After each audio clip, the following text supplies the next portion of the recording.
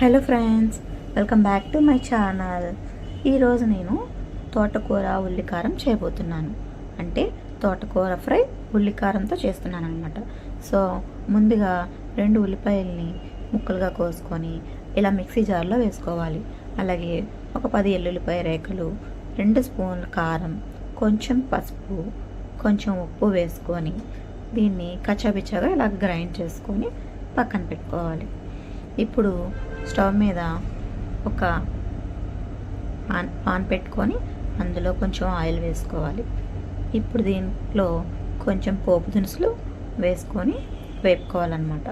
పోపు దినుసులు అంటే తెలుసు కదండి, శనగపప్పు, పచ్చెనగపప్పు, జీలకర్ర, కరివేపాకు వేసుకొని అవి వేగిన తర్వాత ఇలా ఉల్లికారం కూడా వేసుకొని చక్కగా వేపుకోవాలి. ఇది పచ్చివాసన పోయే వరకు కూడా వేపుకుంటూ ఉండాలి.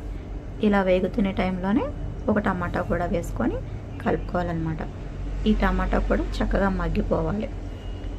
ఎంత బాగా వేగితే అంత పచ్చివాసన పోయి మంచి టేస్ట్ వస్తుందన్నమాట. సో చూసారా, ఎలా అయితే అడుగు పడుతుందో అలా అయినా సరే కలుపుకుంటూ చక్కగా వేపుకుంటూ ఉండాలి. ఇప్పుడు ఒక 2 తోటకూర కట్టెలని ముక్కలుగా కోసుకొని శుభ్రంగా కడుక్కొని పక్కన పెట్టుకున్నాను. ఆ తోటకూర అంతా కూడా ఇందులో వేసుకొని ఇలా చక్కగా మూకుడంతా నిండిపోయింది. సో తర్వాత మగ్గిన తర్వాత ఇలా కొంచెం కొంచెం దగ్గరికి అయిపోతూ ఉంటుంది. సో మధ్య మధ్యలో ఇలా కలుపుకుంటూ ఉండాలన్నమాట.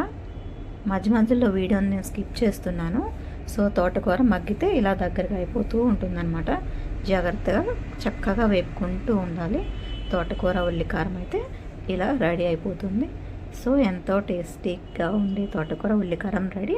సో మీరు కూడా ట్రై చేసి ఎలా ఉందో కామెంట్ సెక్షన్లో కామెంట్ చేయండి. మన ఛానల్ని లైక్ చేయండి, షేర్ చేయండి, సబ్స్క్రైబ్ చేసుకోవడం మర్చిపోకండి. Bye friends.